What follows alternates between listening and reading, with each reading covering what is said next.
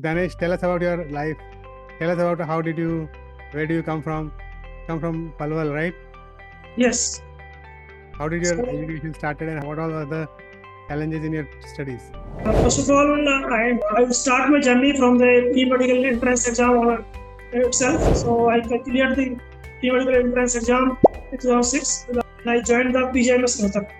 Okay. So I completed my bachelor degree from there and I scored 60% plus marks. And after that, I take I think 1.5 year of rest. After that, I started I opted for the CTBS. I opted for the CTBS direct 6-year program.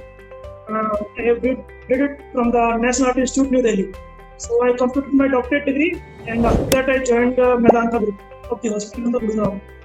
So simultaneously I am practicing there also Gurgaon and side by side I started my entrepreneurial journey with help of Dr. Pranav Sharma and team.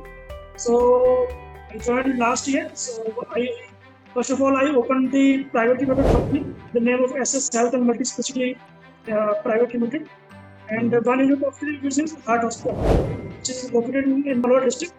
I am only the first heart specialist and surgeon in my district. So because other specialty was there already, but the cardiac specialty was not there.